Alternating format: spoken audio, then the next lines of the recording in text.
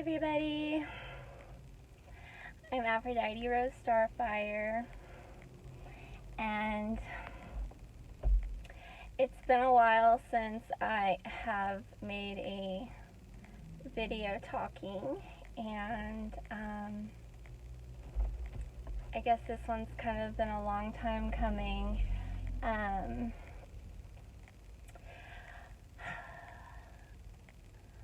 I've basically been in like solitary confinement, and I haven't touched another human since the beginning of February, when I was still working treating cancer patients. So it's been really hard, but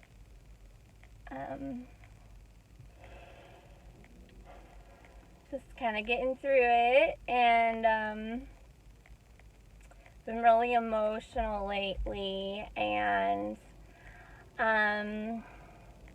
been doing a lot of investigation. I'm sure if you guys are familiar with me, I've been really active on YouTube lately. I mean, commenting and stating my opinion and stuff, and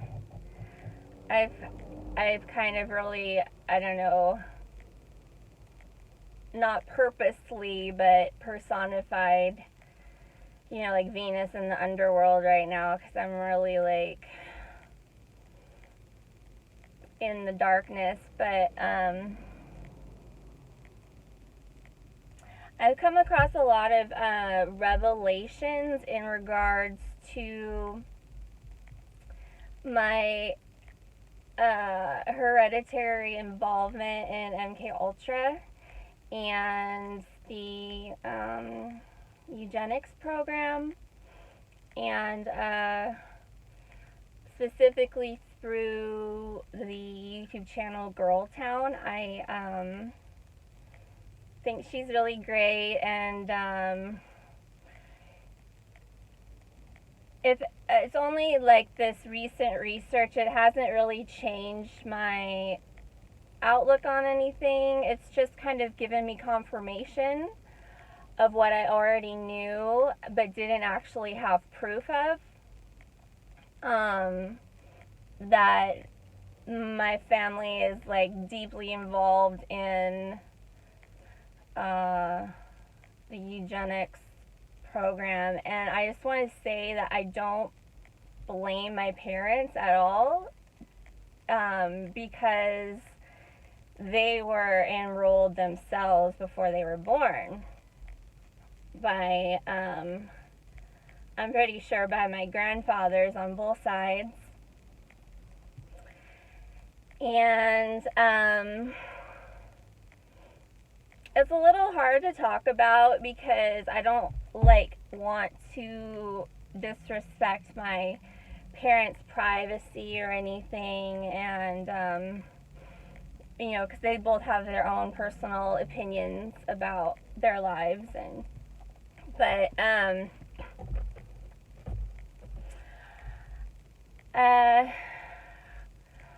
where to begin? So both my parents are like beautiful people, extremely tall. My dad's like 6'2", 6'3", and my mom's 5'11". Both of their names are very symbolic and like biblical, I guess. Like very symbolic.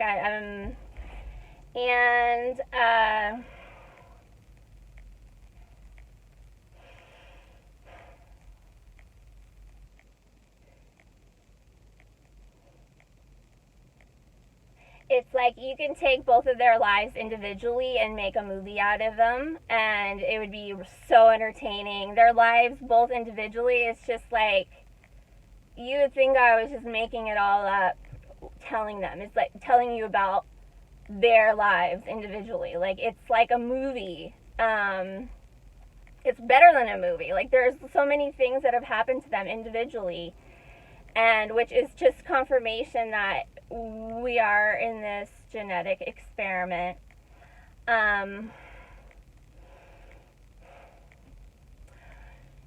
So,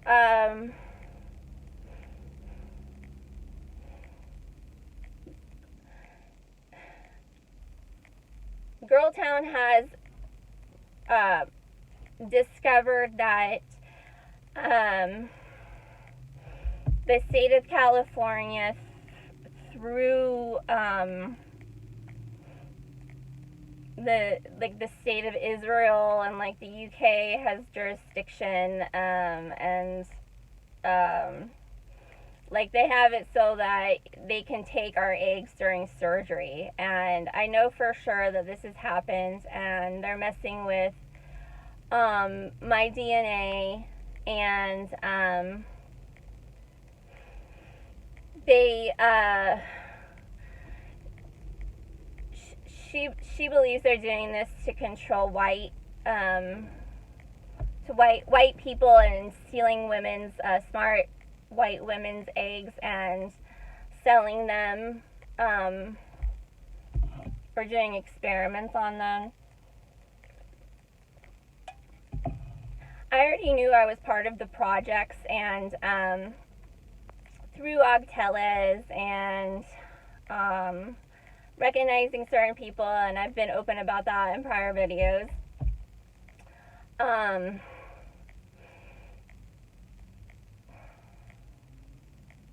It's kind of hard to like know what to talk about, like what to say,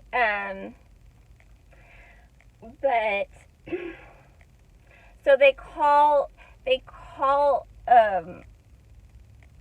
this is part of us being sold at birth, like our birth certificates, and then taking our DNA through the heel stick. And again, I don't, like Girltown, she's very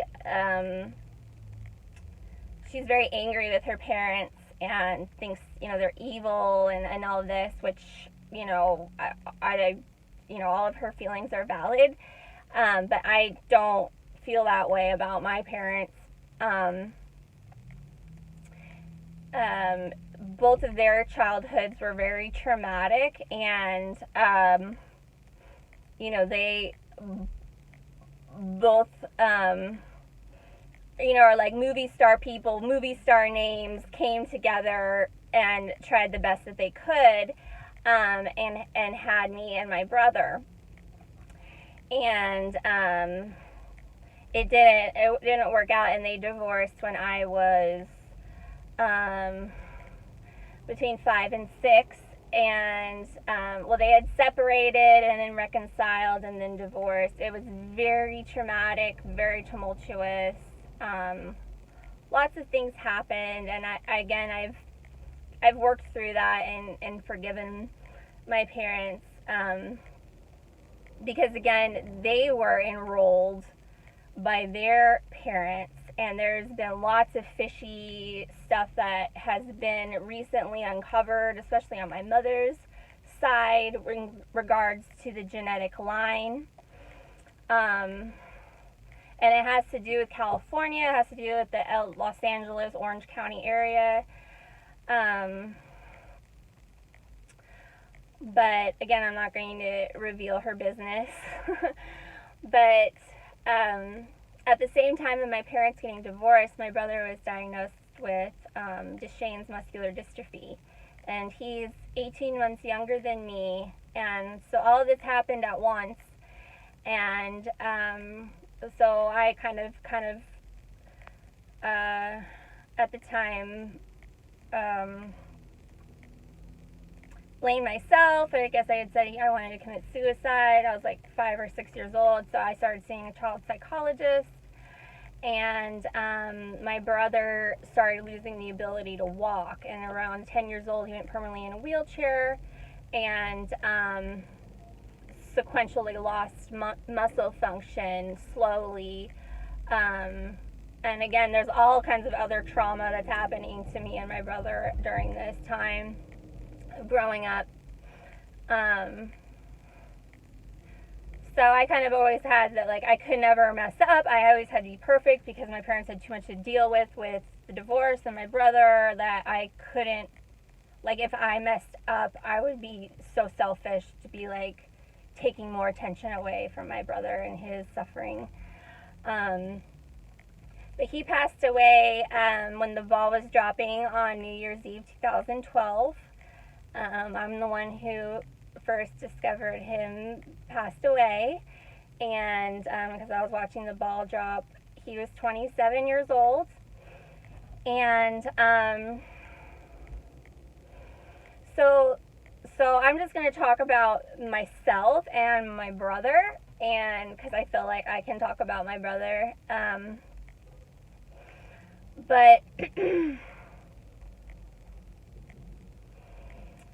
so Girltown has uncovered that women are pushed into having surgery. She specifically focuses on plastic surgery, and states like a woman is kind of bullied into wanting to sign up to have something fixed, and during this time of the plastic surgery, either the surgeon deliberately botches her to further traumatize her in this program. The mutilation program is called Tempest, the Tempest program. These are all government programs that like are all documented. But the eggs are also stolen, and she's like in the process of suing various like people. I think maybe the mayor of California. It's also through the community college system of California, which I also went to, and the UC system, which I also went to. But they call women, assets and equity. They talk like in these legal documents because we're property, and like we are like the nuclear reactors. Like anything nuclear is like talking about harvesting the human body. But it's not only plastic surgery, because I've never had plastic surgery, but I have had other types of surgery. And I know that something weird happened, like my wisdom teeth I had under general anesthesia. Apparently there's some procedure where they go in and harvest the pineal gland. Both times, the first time under conscious sedation with my wisdom teeth, I had broken blood vessels in my eyes. I was apparently screaming the whole time during conscious sedation, so they were only able to take out one tooth, but my mother said that she could hear me screaming from the waiting room. I don't remember any of it, because like conscious sedation is like the same as like feeling like you're all the way asleep, but you don't need the breathing tube. But that was just one tooth. I had broken blood vessels, black eyes, cheeks out to here, vomiting blood, black and blue. It looked like I had been in a car accident, and then I had to wait 6 months or so to go get the rest of them done. I totally knocked out at the hospital under general anesthesia, so I'd cooperate. And even after that one, again, broken blood vessels, both eyes, black eyes, cheeks out to here, vomiting blood, all that. I also spent 7 days in the hospital after I had 12 inches of my sigmoid colon cut out. Apparently, the language is that women are considered, these white, like, super advanced, smart women are considered redundancies, and that's so that they're able to like take them out because they're not needed, and like all the other races are protected under these legal systems.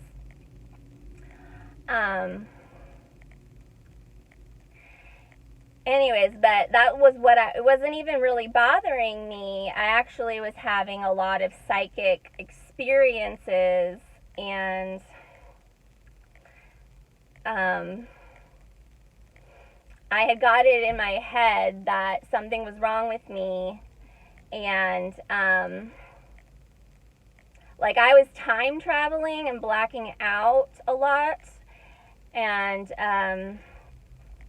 they told me I had a redundancy in my sigmoid colon, that I had an anatomical redundancy in my sigmoid colon. And so I was like, well, let's cut it out. Like, I want to get cut out. Like, I want to be normal. So I signed up to have surgery and get it cut out. It was laparoscopic. So, I have like a few little teeny scars. But I was in the hospital for 7 days. And now, knowing what I know, they probably took more than just my colon, like part of my colon.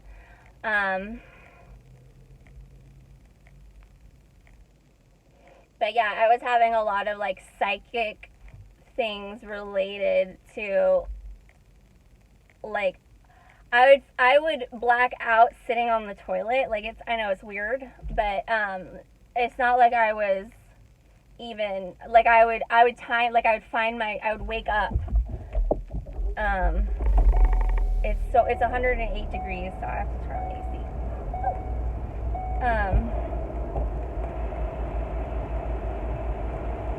But anyways, that was right before I went to medical school, so I really see it as that I wanted to be a surgical patient and have that whole experience as a patient in the operating room, getting cut on, waking up. Even though I had it before, like, I wanted it, like, not as a teenager, but I was 25 at the time. Anyways, so this video is going to be really long. There's like so much. I also had another surgery that they don't even do anymore, called a leak procedure on my cervix, and that one I did under general anesthesia because, again, I can't do anything where I'm half asleep because I apparently scream.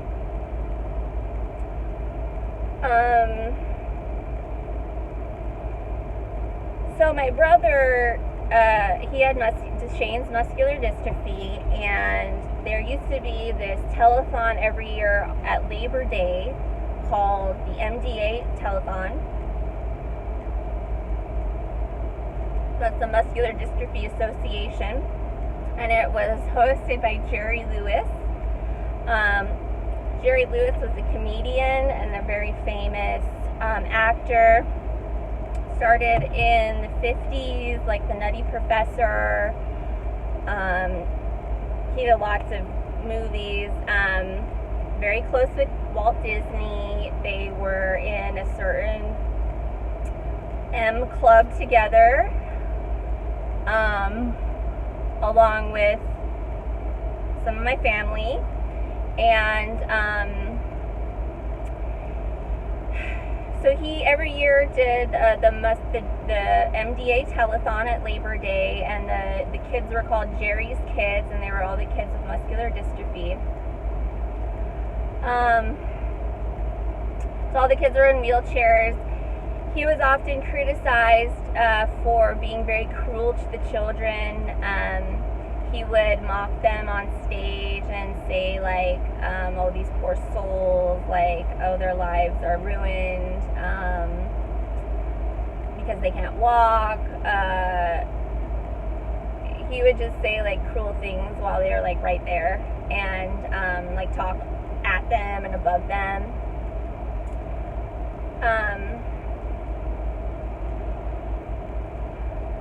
So my brother was they came to the house and filmed us, and this was during my parents' divorce, or like in the middle of it. And I remember, so I was like 5 maybe, and this was also around when the Make-A-Wish Foundation came to ask my brother what he wanted. And I remember so he was like 4 and I was maybe 5, and I remember like coaching him, like, oh, you like, don't say Disneyland, say Disney World. Like, we have to go to Disney World. Don't go to Disneyland. We've been there. So they came to the house, they filmed us, and I remember, like, then, as a child, I thought as an adult, and, like, it was, like, my voice now in my head as a kid. But my parents acted like they were all nicey together for the cameras, and I remember thinking how fake it was, and I was just like, and that's how it was when we went to Disney World too, is that they were separated, living in different houses, and that whole week or so that we were in Florida, they had pretended that they were together, and they were like a couple again, and it was so weird as a child with my brother. And then afterwards, because they were, they had a really tumultuous divorce, like child custody battle. Like, my brother and I went back and forth between my mom and my dad every year for a while, and switched schools every year. It was nasty, and a lot of bad things were done.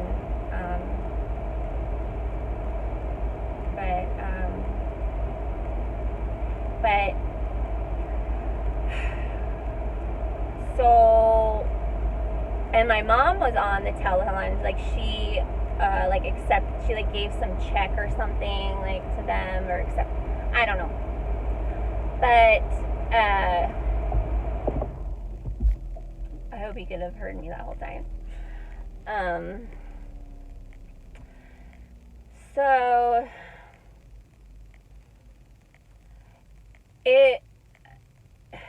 it was later found out that all of the, like, billions of dollars was raised for this telethon, and it was like the first worldwide broadcast charity event, and I know it started in 1966, and Jerry Lewis said it was for his nephew, I believe, named Alan. And that was my brother's middle name, which was weird. And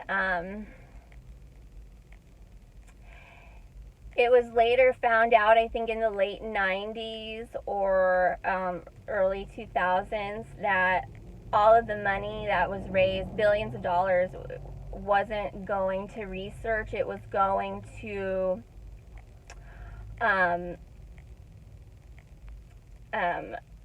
like a handful of doctors going to these all-expense, lavishly paid trips to, like, Central and South America, where they got all these, like, prostitutes and, like, stayed in these, you know, Ritz-Carlton type places. So it was stopped. The telethon was stopped for a lot of that controversy and the criticism of how some, like, past Jerry's kids, like, came out and said how they were mistreated. So, my brother's type of disease, Duchenne's muscular dystrophy, we were told is carried on the X chromosome, and I learned about this in medical school as well, because it's very common in, like, white boys. And it's carried on the X chromosome, so mothers are kind of blamed as being carriers, and pretty much only boys get it. They only get Duchenne's. There's other types of muscular dystrophies. There's another large type called Becker's that a girl can get, but the main one is Duchenne's. It's only boys, and my brother originally, when he was diagnosed when we were really little, when he was 4, he was, like, normal and started walking on his tippy toes, and then my parents started, like, taking him to doctors and getting biopsies and stuff. But we were told that he was only going to live to 17, and he, you know, had all kinds, he was involved with the UC system and getting lots of tests and surgeries and things. And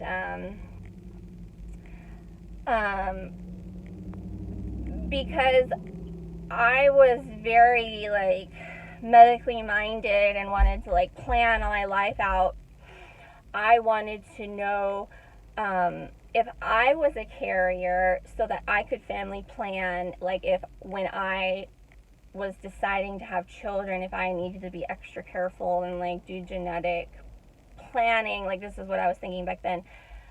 Before, like, maybe I should only have girls to avoid having a child muscular dystrophy, blah, blah, blah. So there was a 50% chance that I was a carrier if I got this X chromosome from my mother. And so my brother had genetic analysis done, and I had genetic analysis done. And there was, like, 3 main types of deletion errors for this Duchenne muscular dystrophy, and it's in the gene that codes for the protein dystrophin, and that's a protein in the muscle tissue. And basically, over time, his muscle tissue turned to fat, so, like, he wasn't able to, like, create new muscle mass. And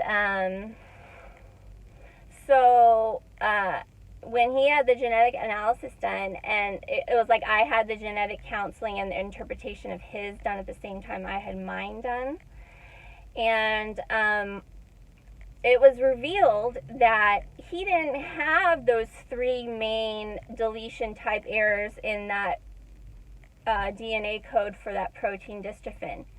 He had a duplication error, a redundancy error, where part of the code was repeated. So the protein dystrophin that was created was a little bit wonky because it had an extra loop of code. So it didn't work properly. He didn't have the normal type of deletions. That's why he lived so much longer, because that dystrophin protein was slightly different, like, but it wasn't totally deficient. But they said, the genetic counselor said, that this is not an inherited gene error, so therefore you don't have it, me. And my mom was never a carrier. It must have been a spontaneous genetic mutation in the one egg that was fertilized, creating my brother.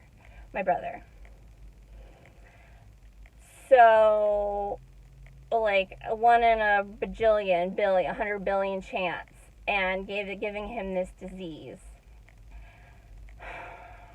So, knowing that now that there's confirmation that there's this genetic program, I'm certain that my brother was given this disease, probably through certain jabs, and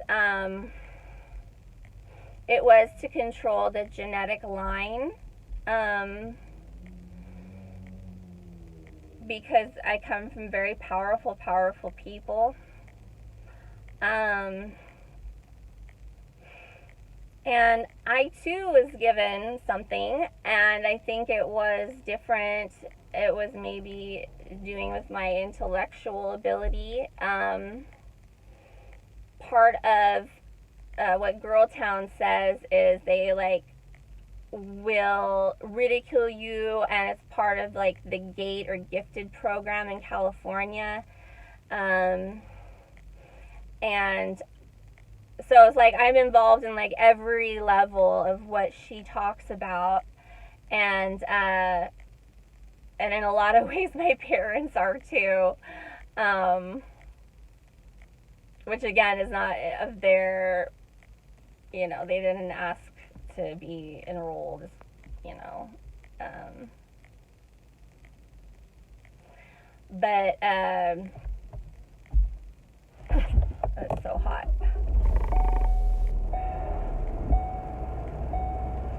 Oh, it's only 102 degrees now.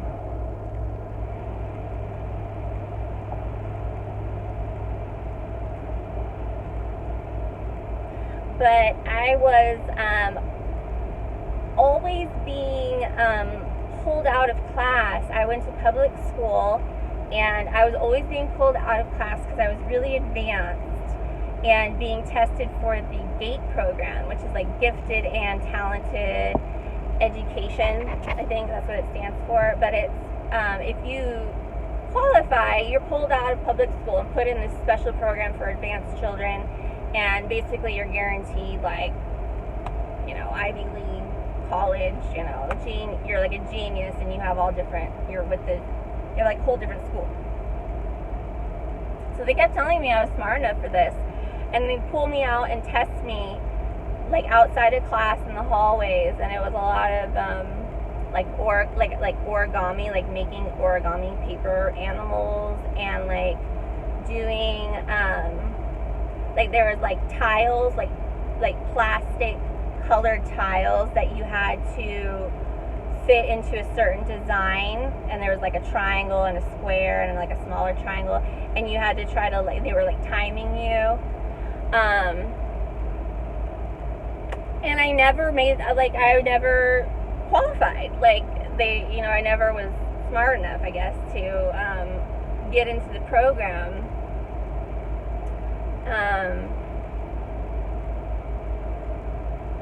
But I found it interesting that my brother's not duplication was a redundancy. It was also a redundancy, that term. So yeah, again, it doesn't really change anything other than just confirmation about how powerful I am, and my blood, and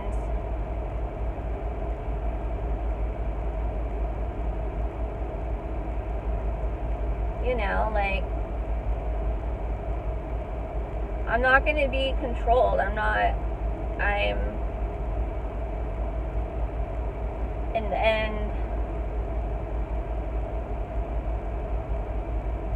you know, I harbor no ill will to anybody, and this is why I did blood over intent, to release